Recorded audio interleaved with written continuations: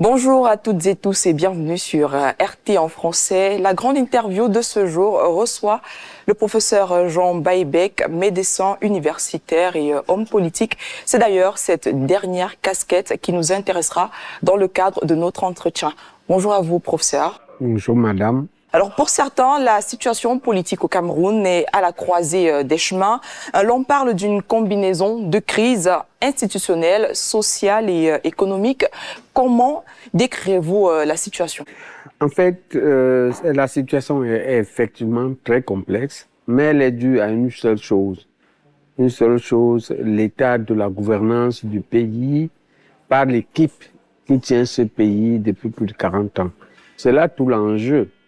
Mais trois facteurs expliquent ça. Il y a la longueur de cette durée-là, 40 ans. Il y a l'âge du chef, un peu plus de 92 ans. Mais de tous ces facteurs, le plus déterminant est le bilan. Cette équipe a un bilan qui est une catastrophe. C'est le pire bilan qu'une équipe politique peut avoir. C'est-à-dire que pendant leur règne, leur gouvernance a provoqué une guerre. Et ça fait 8 ans. Ils arrivent à mettre fin à la guerre. Je leur prends toujours le modèle américain. Quand le président américain, le 47e, c'est Buchanan. Et sa casserole, c'est d'avoir été là quand éclatait la guerre de sécession. Alors, existe-t-il un dialogue inclusif au Cameroun ou sinon peut-on parler d'une centralisation excessive du pouvoir contribuant à une défiance croissante vis-à-vis de la classe dirigeante? C'est plus que ça, c'est pire que ça. C'est de l'hypocrisie absolue. Parce que ce mot a été employé il y a quelques années, le président a convoqué un grand dialogue national. Mais je n'ai pas compris pourquoi la montagne a accouché d'une souris. Ça peut être l'incompétence et la confiance. Vous savez que ce n'est pas facile d'organiser un événement. Lorsqu'on n'est pas cultivé, lorsqu'on n'a pas fait un parcours, on va dire scolaire, universitaire et professionnel, dans lequel on a fait ça, on ne sait pas le faire. Et je doute que les dirigeants de ça savaient organiser une réunion de ce niveau-là. Il y a l'incompétence, il y a l'arrogance, il y a la filouterie, parce qu'ils ont fait des filouteries là-bas. C'est-à-dire que, par exemple, pour parler de la question de la guerre civile qui a cours, on a fait de simulacres de guerriers, de résistants ambazoniens armés. C'était pas vrai, on s'est rendu compte en fait que c'est des mensonges. Il y a un mélange de tout ça, ça n'a pas donné. Au finish donc, au finish, il y a une hypercentralisation qui en réalité est une séquelle du néocolonialisme. C'est-à-dire que c'est comme s'ils ne pouvaient pas faire autrement. Nous, l'UPC, le parti qui a lutté pour l'indépendance. Pendant la période chaude de 92, l'une des choses que nous avons proposées, c'était que ça a abouti à ce qu'on a appelé la tripartite. Et après la tripartite, on leur a proposé un certain nombre de choses. 2 sont remarquables. 1, la décentralisation. Et 2, la création d'un Sénat. Ils ont tout pollué, ils ont tout abîmé. C'est-à-dire que la décentralisation, elle attendait 18 ans pour être mise en place. Alors que c'est une affaire dans la Constitution de 96. Un peu plus de 20 ans. 22 ans pour mettre en place le Sénat. 22 ans pour mettre en place les conseillers régionaux. Et quand on vient mettre, c'est diminué. Parce que le but du Sénat, c'était quoi? C'était d'avoir des gens qui font une deuxième lecture, qui valident les nominations du président. Parce que le président ne peut pas connaître tout le monde. On espère que s'il y a 100 personnes qui ont un certain âge, ils connaissent, on trouve toujours quelqu'un qui connaît bien ceux qui ont l'âge de l'exécutif. Alors pour revenir à un aspect que vous avez évoqué, que vous inspire la crise armée dans les régions anglophones du Cameroun, marginalisation excessive d'un groupe communautaire et refus de réformes structurelles, vous diriez? Escroquerie néocoloniale. C'est-à-dire qu'après avoir perturbé tout le programme des pères fondateurs, c'est la réunification d'abord, l'indépendance ensuite, on nous a imposé l'inverse. On a fait l'inverse. Et puis on a la conférence de Fumban et on pose les bases d'un État fédéral à 2 États. On dit qu'on ne reviendra jamais là-dessus. En 72, on revient. Et on revient dans le faux. Parce qu'en 61, ça précède un référendum qui concerne seulement le 5e des Camerounais, ces anglophones-là. Ils sont le 5e. En 72, quand on veut revenir dessus, on fait un référendum qui concerne les 5 cinquièmes. Donc il y a 4 cinquièmes de faux. Ok? C'est pourquoi j'ai dit à Mouna que tu ne peux pas tu ne peux pas dire que tu pars maintenant au présidentiel alors que c'est ton père était le numéro 2 de l'escroquerie politique. Alors, professeur Jean Baïbek, pour revenir un tout petit peu sur cette crise dans les régions anglophones du Cameroun, on se souvient qu'il y a de cela quelques années, il y a pourtant un dialogue national qui avait été organisé. Mais est-ce que cela, vous pensez que ça a porté des fruits? Ça avait été mal organisé, par incompétence et par incompétence, on va dire aussi par naïveté. Il y avait les deux facteurs. Parce qu'on ne peut pas faire le dialogue national avec les leaders de la partie qui est en brousse, dans le maquis, sous les verrous. Leurs leaders étaient arrêtés, on n'a pas pris leur opinion, ok? Sans descendre pour prendre leur opinion à la base. Alors on discute avec eux. Les gens sont armés en brousse, ni leurs représentants, ni eux-mêmes ne sont sur le forum de la négociation. Vous négociez quoi? Ils n'ont rien négocié. C'était de l'escroquerie, c'était de la manœuvre. Alors, Paul Biya est le président du Cameroun depuis déjà plus de 40 ans.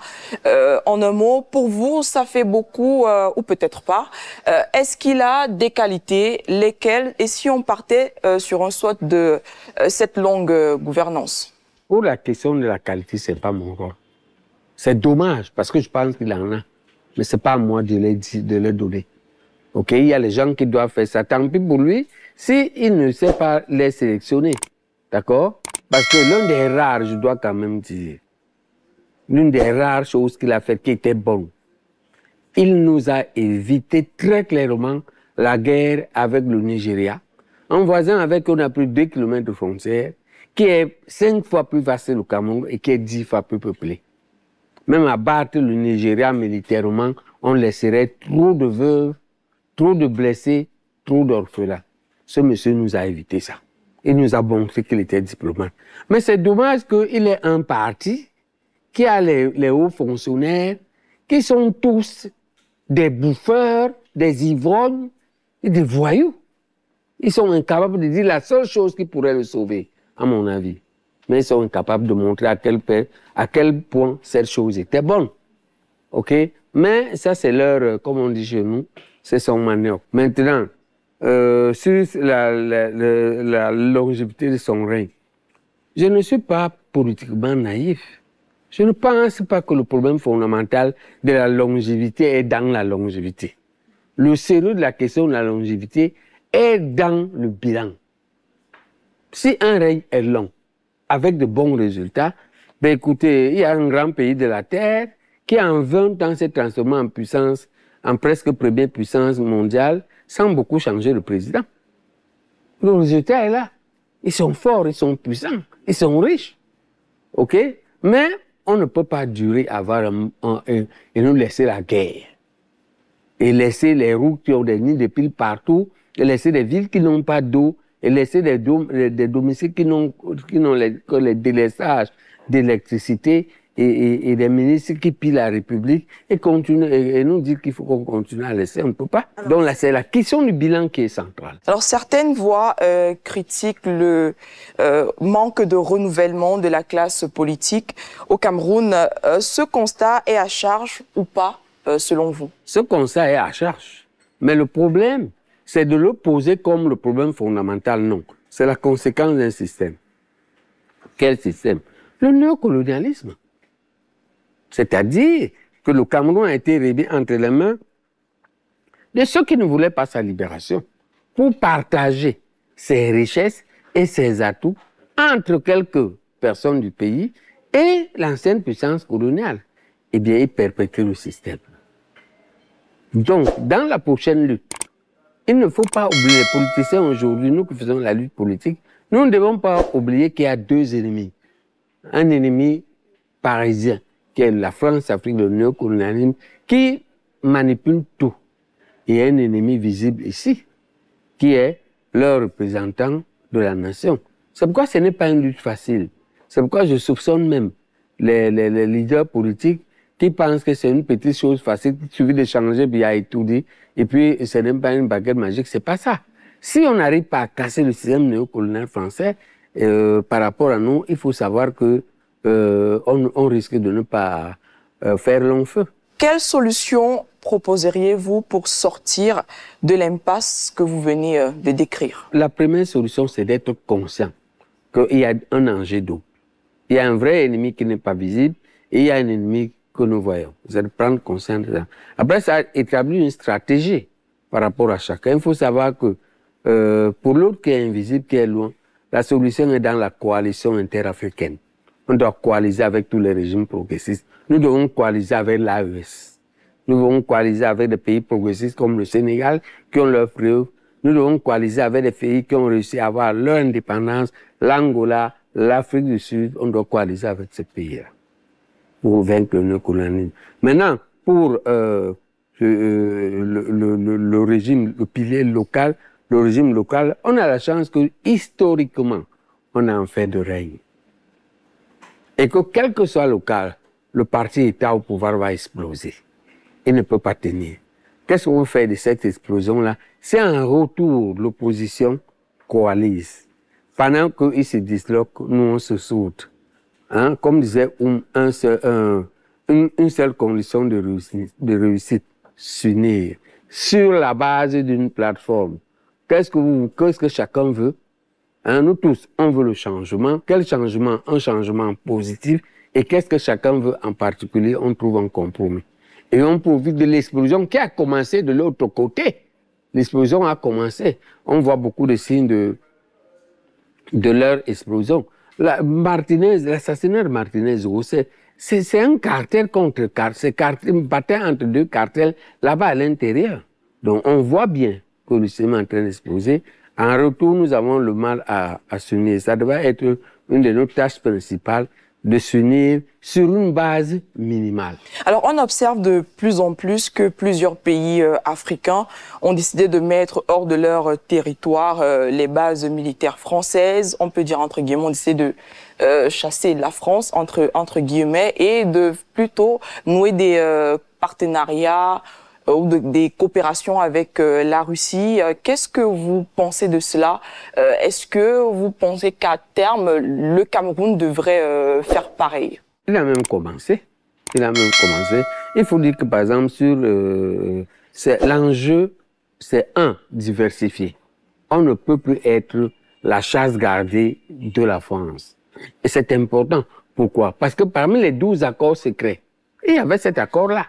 Qu'on n'aurait pas le droit de tisser les relations internationales avec notre puissance sans l'accord de la France. Ça a volé en écart depuis, même Biya n'a pas renouvelé il y a quelques années quand le délai était arrivé. Donc c'est important pour nous, d'être libre de choisir, de continuer ce qu'on a commencé. Par exemple, aujourd'hui, les prêts que nous prenons, le pays vers lequel on est le plus endetté, c'est la Chine. Ce n'est plus la France. C'est important. Nous devons aller vers les BRICS. On doit rejoindre les BRICS, on doit aller avec la Russie. Pourquoi avec la Russie?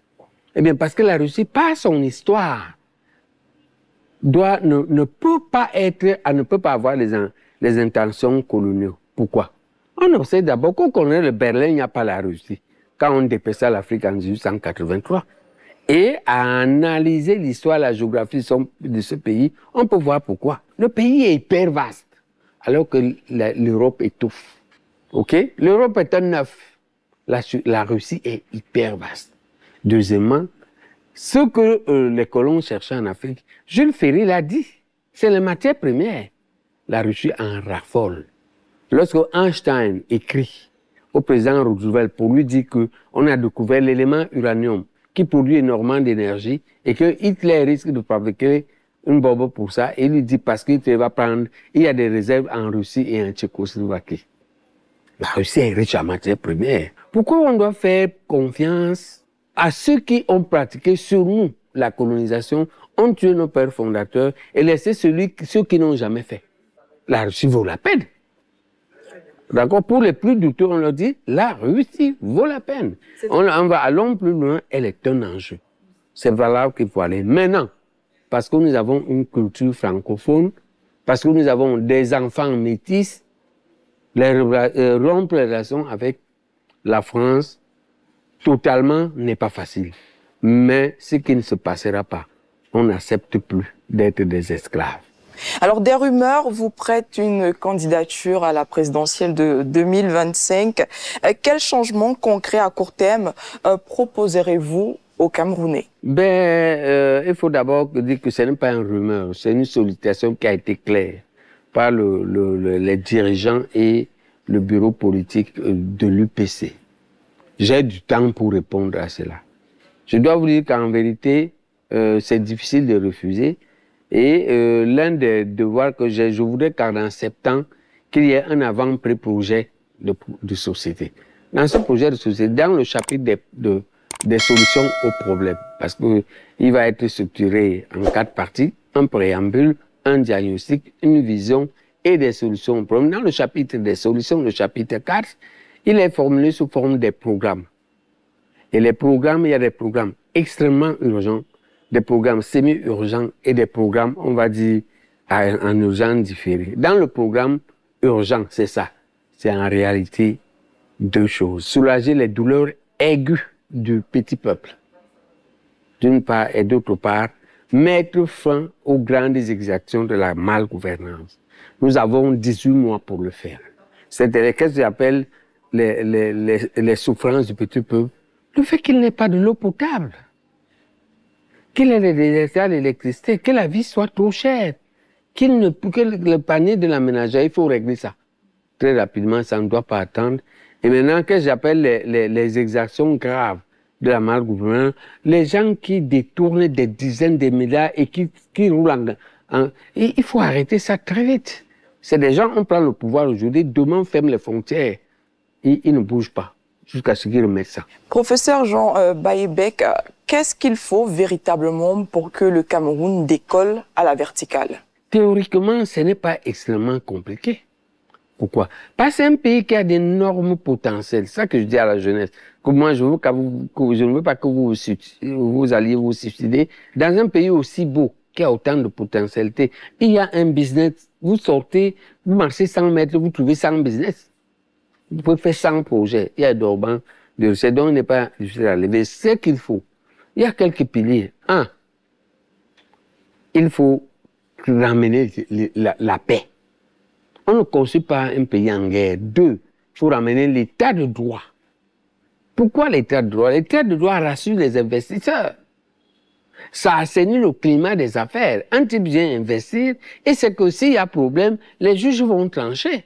Il va retrouver son argent. Donc, la paix, l'état de droit, le climat des affaires, les infrastructures. S'il y a un état de droit, s'il y a les infrastructures, le privé construit le pays. Voilà les 4 à 5 piliers qui permettent de construire le pays, on va dire quelque chose entre 7 et 14 ans, 2 mandats. On remet le pays et décolle, comme vous dites, à la verticale. Parce qu'il fut presque ça. Lorsque Aïdjo remet le pouvoir en 82, lisez son discours. Il dit que c'est un pays, une économie en pleine croissance. Un pays qui n'est pas endetté. Hein? Et à l'école, nous apprenons en géographie à l'école que le Cameroun, en l'an 2000, aurait réglé le problème de l'industrialisation. C'est ça qu'on nous enseigne en géographie. Que le Cameroun avait 20 ans pour devenir un pays développé. C'est ça qu'on nous apprend en 81. Je crois que j'étais en classe de première. Je me souviens de ce cours de M. Kogen. Qu'il y avait tout. Pour que 20 ans après, le Cameroun soit un pays développé. Et ça ne nous a pas étonné quand on a vu que la Chine l'était, par exemple. Donc il y a tout pour découler à la verticale, comme vous dites. OK? Il faut juste... C'est quelque chose. Maintenant, le régime qui est là, quelques excuses. On va dire pas des excuses, mais des circonstances atténuantes. Il faut dire qu'ils prennent le pouvoir en 82. Moins de 2 ans après, on leur fout un coup d'État dans les jambes qui a raté. Comme ils n'ont pas de morale, ça les a complètement déstabilisés. C'est ça. Si j'étais leur avocat un jour, ou s'ils ont un avocat un jour qui est bon, voilà ce qu'il va vous dire. C'est ce que l'avocat va dire si on se met à juger ce régime. Que comment vous pensez qu'un type qui n'a même pas, qui était dans un shortlist, il était le dernier. Il prend le pouvoir, il n'a pas fait 2 ans, vous lui foutez un coup d'état dans les jambes. Comment vous voulez qu'il continue à avoir confiance en vous? OK? Et comment vous êtes étonné que son entourage l'embrigade et l'égare? Hein? Dans le fond de l'affaire, c'est ainsi que ça s'est passé. À quoi ressemblera le gouvernement Jean Baïbek? Alors, si Dieu nous prête vie et la chance pour qu'on y arrive, parce que c'est les Camerounais qui décident, mais il y a Dieu au ciel, et qu'on y arrive, eh bien, ça devait être des hommes sérieux. Que nous n'avons pas beaucoup de problèmes à trouver. Pourquoi? Parce que pendant 30 ans, je fais la médecine et je connais toutes les classes sociales. J'ai pratiqué. Ce matin, je vous ai dit là, ma journée était pourrie parce que j'ai fait 4 heures dedans au bloc opératoire à opérer une malade qui avait mal au bas du dos et à la hanche. Je perds beaucoup. J'ai pratiqué énormément la médecine depuis pratiquement 40 ans. Parce que je la pratiquais étant étudiant. Et donc, j'ai cette assiette-là, j'ai l'assiette de mes élèves. J'ai formé 6000 médecins qui ont des relais, qui ont des familles. Et j'ai exercé la fonction publique depuis 89, ça fait quand même plus de 30 ans. Et donc, je connais tous les fonctionnaires de l'exécutif, presque tous. Sans compter mes propres élèves qui sont devenus... J'ai des élèves professeurs. Pris au berceau, hein. Ce n'est pas qu'on m'a prêté en route, qu'il était déjà vice-professeur, moi j'ai transformé, non. Pris au berceau, étudiant en médecine, n'est pas encore docteur. Ils sont devenus professeurs. Donc, je crois que je connais assez de gens, que je connais assez bien dans leur comportement. Parce que le problème est souvent, en dehors de la compétence, il y a l'éthique. On va sélectionner une bonne équipe qui représente toute la République. Dans un gouvernement, on doit sentir, toutes les communautés doivent se sentir concernées. Les communautés ethno-tribales, les communautés de genre, les communautés religieuses, pour représenter tout le monde. C'est la représentativité, l'efficacité, l'honnêteté et voilà. Sans laisser le temps aux gens de s'égarer. Moi, je pense que, comment tu as fait pour voler 1 milliard? Tous les vendredis, on doit avoir un bilan de mouvement bancaire. Et quand un million veut bouger, même 100 millions, on dit au ministre des Finances qui nous dit, tu ne peux pas voler autant. Tu n'as pas le temps. De toute façon, tu te voles comme ça ne sort pas. Donc, on va savoir. Et donc, on va t'arrêter. Alors, professeur Jean Baïbek, nous sommes quasiment arrivés à la fin de notre entretien. Avez-vous un mot pour la fin? Le mot de fin, c'est que j'aimerais dire à tous les Camerounais, y compris la diaspora, que moi, je crois que notre pays a beaucoup de potentialité. Je pense que nous pouvons faire un meilleur pays que ce qu'il y a là et que nous allons le faire, nous devons le faire. Et que je vous appelle à soutenir ce processus, en particulier en sachant que ce n'est pas donné.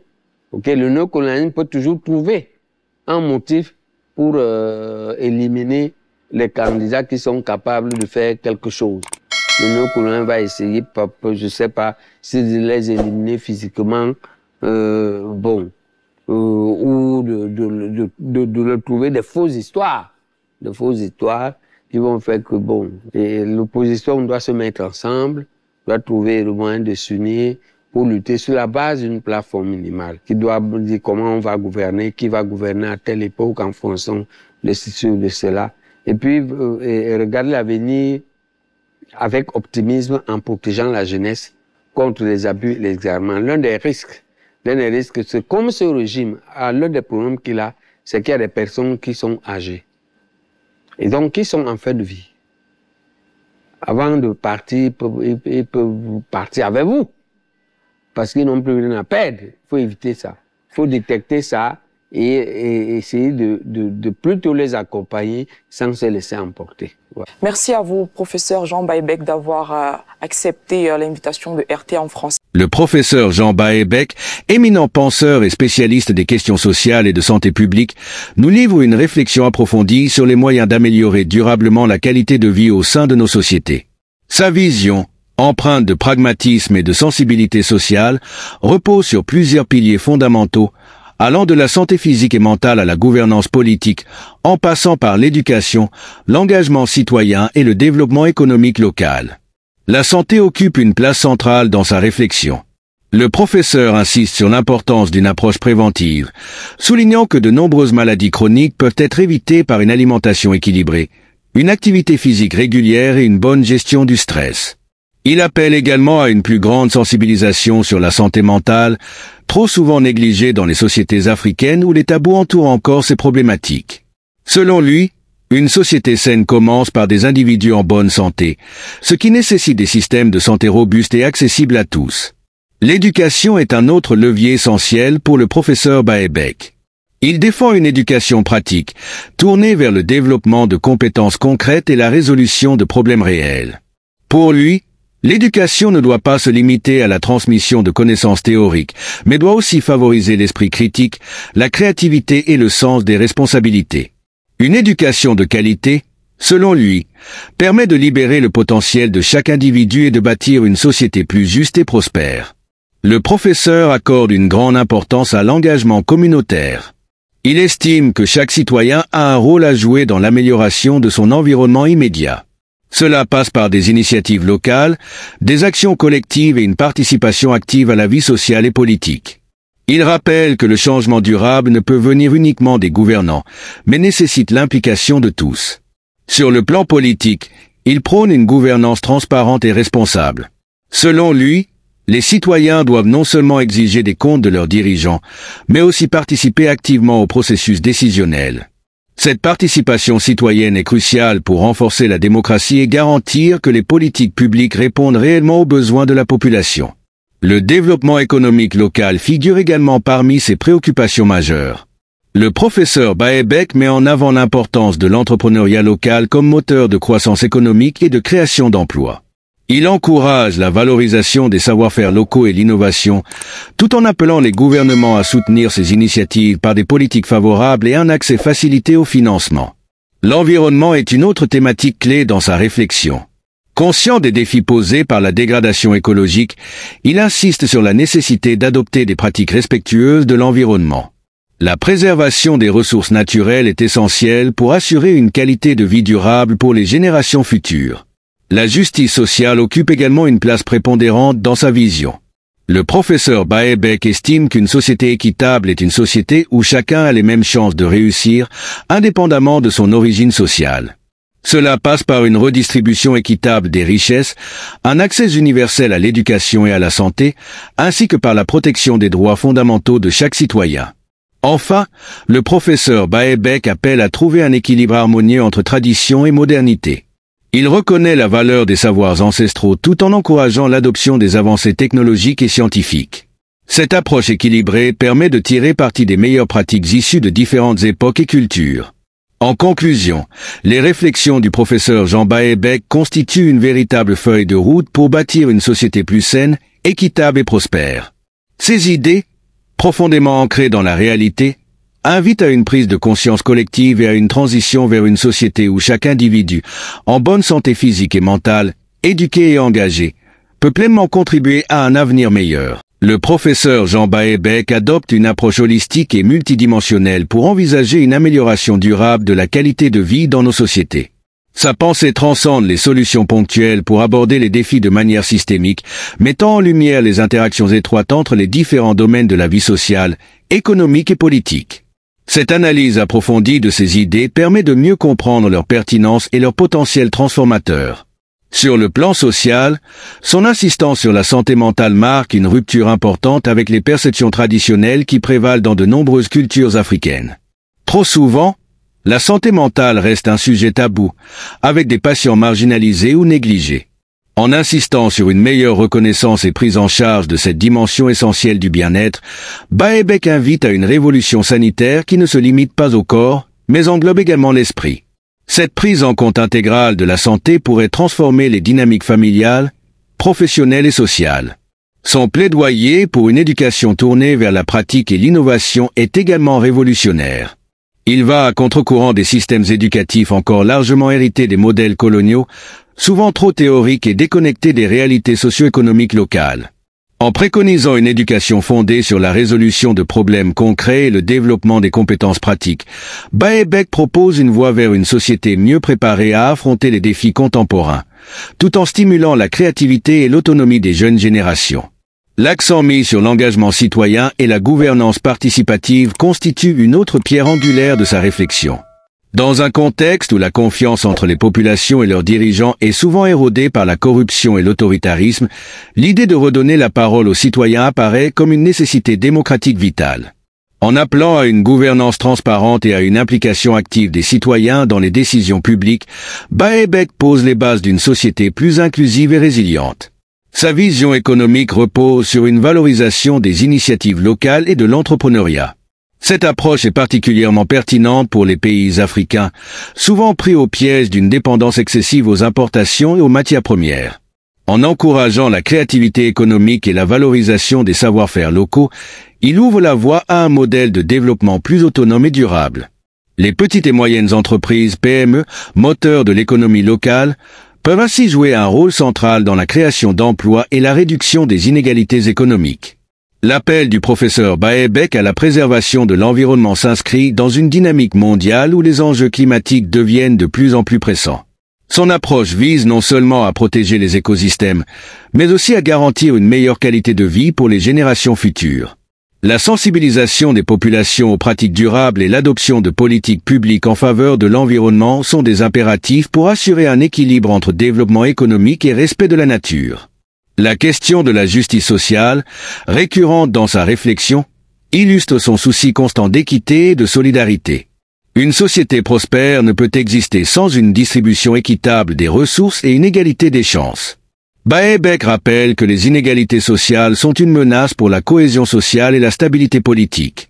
La mise en place de politiques sociales inclusives est donc essentielle pour bâtir une société harmonieuse et prospère. Enfin, son appel à concilier tradition et modernité montre une profonde compréhension des dynamiques culturelles. Dans un monde en constante mutation, il devient crucial de trouver un équilibre entre l'héritage culturel et les avancées technologiques. Cette approche permet de préserver les identités culturelles tout en bénéficiant des innovations contemporaines, offrant ainsi une voie vers un développement harmonieux et respectueux des spécificités locales. En somme, les idées du professeur Jean Baebek tracent une véritable feuille de route pour une transformation sociétale ambitieuse et réaliste. Son approche intégrative, qui embrasse la santé, l'éducation, l'économie, la gouvernance et l'environnement, propose une vision cohérente et inclusive du développement. Ces réflexions invitent à une mobilisation collective pour bâtir un avenir où chaque citoyen, en bonne santé physique et mentale, éduqué, engagé et valorisé, contribue activement à une société plus juste, prospère et durable.